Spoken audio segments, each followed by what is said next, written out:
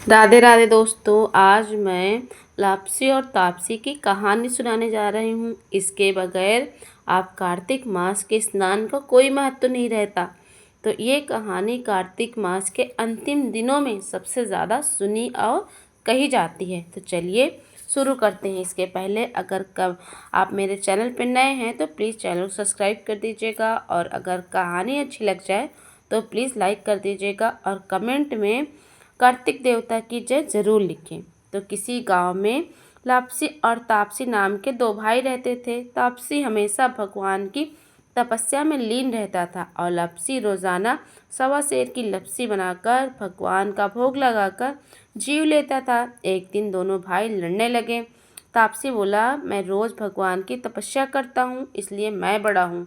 लपसी बोला, मैं भगवान को सवा सेर लपसी का भोग लगाता हूँ, इसलिए मैं बड़ा हूँ।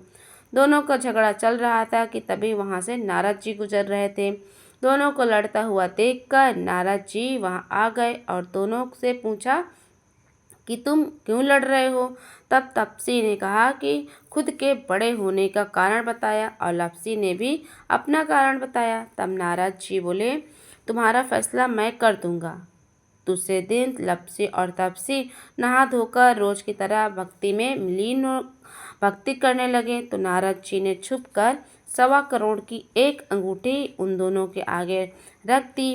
तापसी की नज़र जब अंगूठी पे पड़ी तो उसने चुपचाप अंगूठी उठाकर अपने नीचे दबा लिया। लपसी की नज़र अंगूठी पर जब पड़ी तो उसने ध्यान नहीं दिया और भगवान को भोग लगाकर लपसी खाने लगा। जब नारद जी सामने आए तो दोनों भाइयों ने पूछा कि हम दोनों में से कौन बड़ा है। तो नारद जी बोले, तापसी को खड़े होने को कहा। तापसी खड़ा हुआ तो उसके नीचे दबी अंगूठी उन्हें दिखाई पड़ी। नारद जी ने तापसी से कहा, तपस्या करने के बाद भी तुम्हारी चोरी करने की आदत नहीं गई, इसलिए लपसी बड़ा है और तुम्हारी तपस्या का कोई फल नहीं मिलेगा। तब से शर्मिंदा होकर भगवान नारद से माफ़ी मांगने लगा। उसने नारद जी से पूछा कि हे भगवान, मुझे मेरी तपस्या का फल कैसे मिलेगा। तब नारद जी ने कहा, यदि कोई गाय और कुत्ते को रोटी नहीं बनाएगा तो तुम्हें फल मिलेगा, और यदि कोई ब्राह्मण को भोजन कराकर दक्षिणा नहीं देगा तो फल तुम्हें मिलेगा, और यदि कोई साड़ी के साथ ब्लाउज नहीं देगा तो तुम्हें फल मिलेगा, और यदि कोई दिए से दिया जलाएगा तो तुम्हें फल मिलेगा, और यदि कोई सारी कहानियाँ सुनने के बाद यदि ये कहानी नहीं सुनेगा तो तुम्हें फल मिलेगा।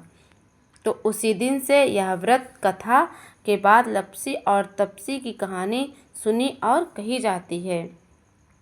तो कार्तिक मास में सबसे ज़्यादा महत्व देने वाली लपसी और तापसी की कहानियों को ज़रूर सुने, तभी आपका कार्तिक स्नान पूर्ण होगा। राधे राधे।